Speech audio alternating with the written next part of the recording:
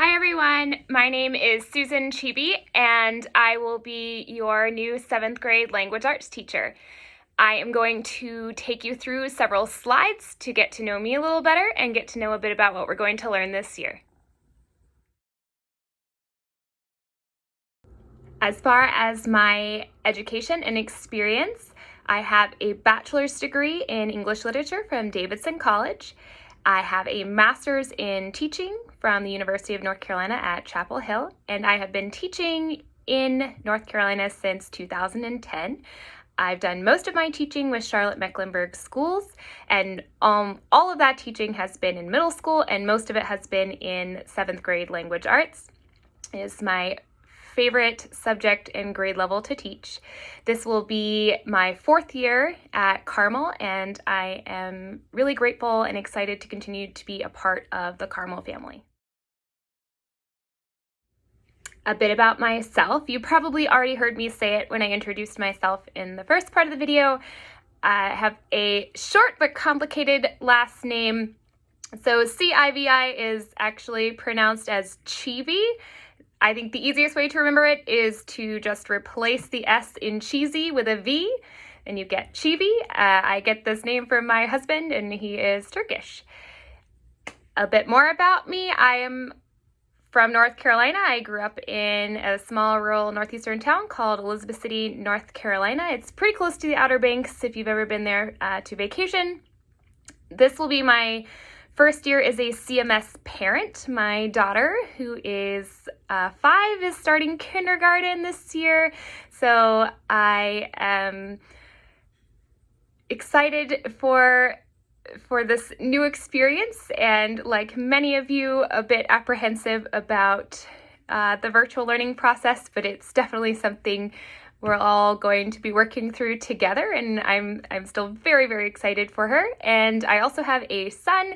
His name is Ibrahim, but we call him Ibo, and he is 3 years old and quite a character.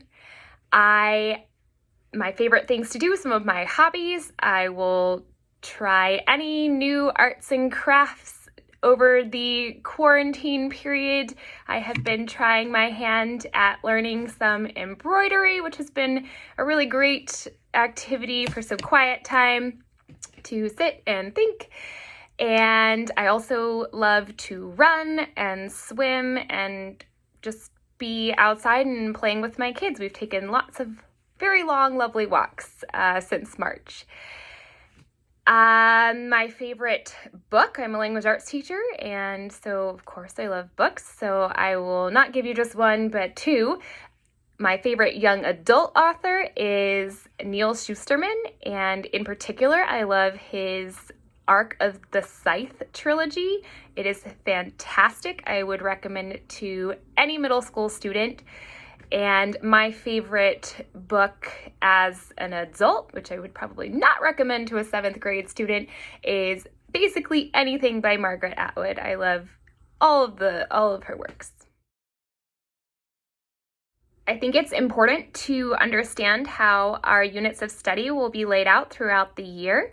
So we are using the new ELL curriculum, and all of the language arts teachers are really excited about the modules and the units that we're doing and getting some new text into 7th grade.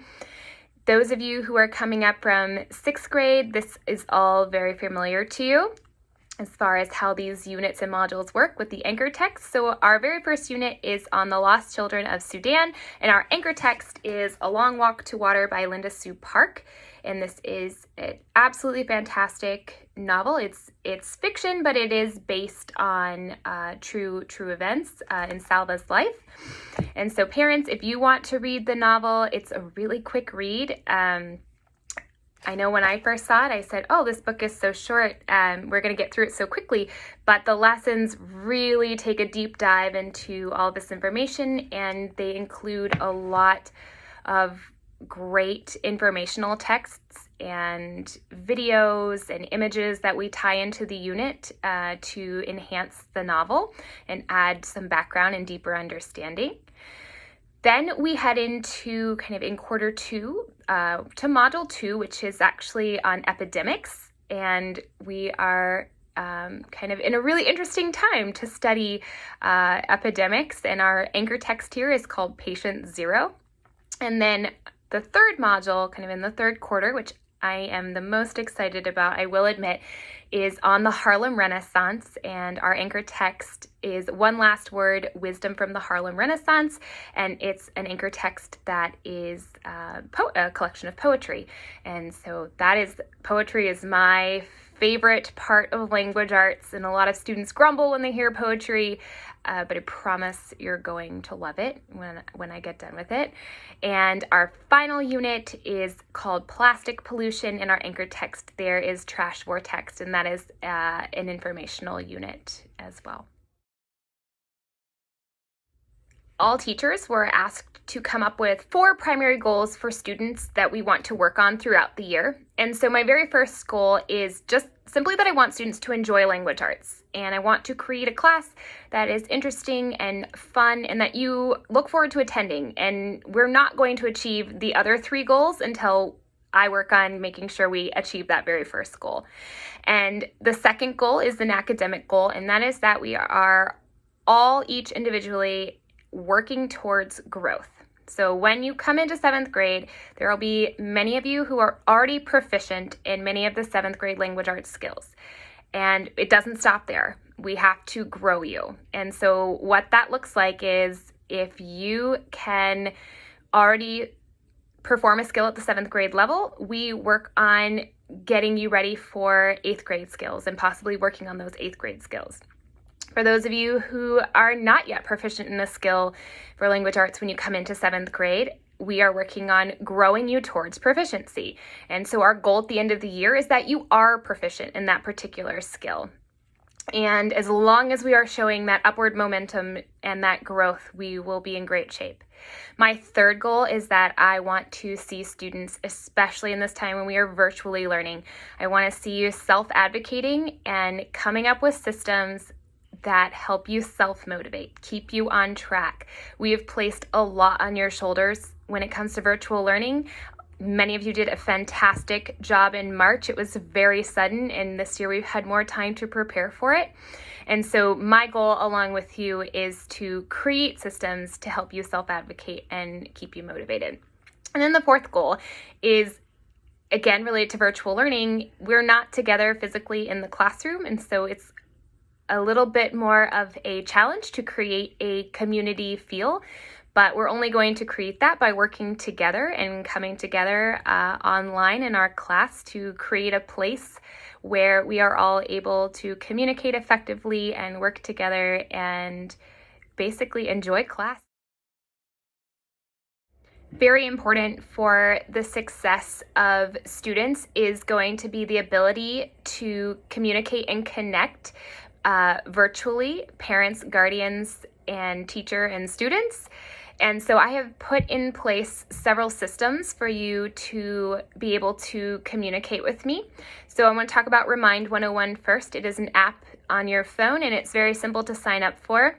You simply text the code to the number 81010, and it puts you on my messaging list. And I use Remind 101 to send out reminders for deadlines, upcoming assignments. I also use it. It allows me in real time to communicate to you any technical difficulties we're having. If Canvas Conferences isn't working, or if a document didn't have the correct sharing settings, to let you know I'm working on it, and I realized it was a problem and someone already alerted me to it.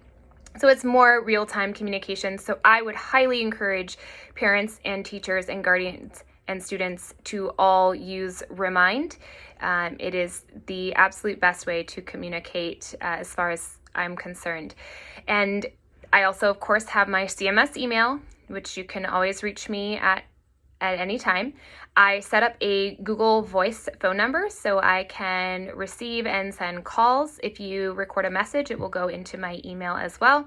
And then I also want to just make you aware that since we can't have a parent-teacher conference in person, I am more than happy at any point to set up a Zoom call with you, and we can I'm essentially available 4:30 to 8:30 in the evenings after school to do these conferences. And, if it needs to be on the weekend to fit into busy schedules, then I'm more than happy to do that as well. I want to sign off by saying this is going to be a great year.